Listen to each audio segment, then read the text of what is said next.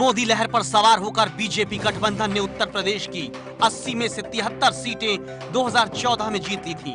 वही मोदी लहर अब उत्तर प्रदेश के विधानसभा चुनाव में भी दिख रही है। मोदी के नाम, मोदी के काम पर उत्तर प्रदेश में चुनाव लड़ने उतरी बीजेपी को एबीपी न्यूज CSDS के यूपी एग्जिट पोल के नतीजे सबसे बड़ी पार्टी के तौर पर स्थापित कर रहे हैं। उत्तर प्रदेश में बीजेपी 164 से 176 सीट जीतकर नंबर 1 पोजीशन पर रह सकती है। कांग्रेस के साथ गठबंधन करके उतरे अखिलेश यादव 156 से 169 सीट पा सकते हैं। बड़ा झटका मायावती को लग सकता है, जो 60 से 72 सीट पर सिमट सकती हैं। अन्य के खाते में 2 से 6 सीट जा सकती है।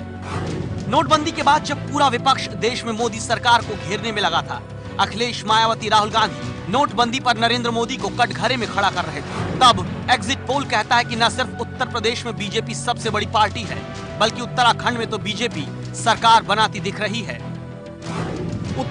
The picture for Uttar Pradesh is clear. The BJP is ahead based on an aggregate of the exit polls. The majority mark is 202. The BJP gets 211 according to the poll of polls. That means it will form the government. Mayawati is placed third. Meanwhile, Uttar Pradesh Chief Minister Akhilesh Yadav told BBC Hindi today that he cannot rule out seeking a partnership with Mayawati if his alliance with the Congress falls short. Exit poll UP में 7 चरणों में voting हुई। पहले चरण में 15 जिलों की 73 सीटों पर वोटिंग हुई। दूसरे चरण में 11 जिलों की 67 सीटों पर वोटिंग हुई। तीसरे चरण में 12 जिलों पर 69 सीटों पर वोटिंग हुई। चौथे चरण में 12 जिलों की 53 सीटों पर वोटिंग। पांचवें चरण में 11 जिलों की 51 सीटों पर वोटिंग हुई। छठे चरण में 7 जिलों की 49 सीटों पर मतदान हुआ। सातवें चरण में 7 जिलों की 40 सीटों पर वोटिंग हुई। अब आप हर चरण में कितने वोटिंग प्रतिशत हुई, इसका आकलन देख लीजिए। यूपी में जमकर वोटिंग हुई है।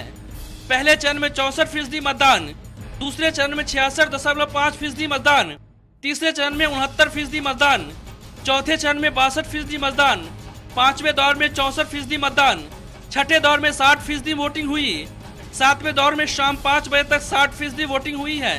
अंतिम आंकड़े आने बाकी हैं। जिस तरह से साल 2007 में सिर्फ 50% वोटिंग पर बीएसपी की सरकार बनी थी, साल 2012 में सिर्फ 55% मतदान पर अखिलेश यादव की सरकार बनी थी, लेकिन इस पर बम्पर वोटिंग हुई है।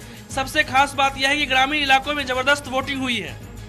अब आप हर दौर में दलों की हालत देख लीजिए। नेशनल दस्तक की ग्राउंड रिपोर्ट से जो एग्जिट पोल हुए हैं, उसमें सबसे पहले दौर में बीएसपी को काफी फायदा हुआ है। 15 जिलों की 73 सीटों में से बीएसपी 45, एसपी 15, बीजेपी के खाते में 10 और अन्य के खाते में 3 सीटें जा सकती हैं। दूसरे दौर की बात करें तो 11 जिलों की 67 सीटों में से 35 सीटें बीएसपी को मिल सकती है। 18 सीटों पर एसपी का कब्जा हो सकता है। 10 सीटें बीजेपी जीत सकती है, वही अन्य के खाते में 4 सीट जा सकती है। तीसरे दौर में 12 जिलों की 69 सीटों में से बीएसपी को 40 सीटें, एसपी को 15 सीट और बीजेपी को 10 और अन्य के खाते में 4 सीटें जा सकती है।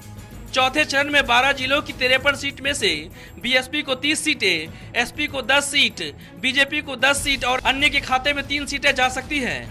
पांचवें चरण में 11 जिलों की 51 सीटों में से बीएसपी को 30 सीट, एसपी को 7 और बीजेपी को 13 और अन्य दलों के खाते में 1 सीट जा सकती है। छठे चरण में 7 जिलों की 49 सीटों में से बीएसपी को 35, एसपी को 5 सीट और बीजेपी को 9 सीट मिल सकती है। अन्य के खाते में कोई सीट नहीं जाती दिख रही है।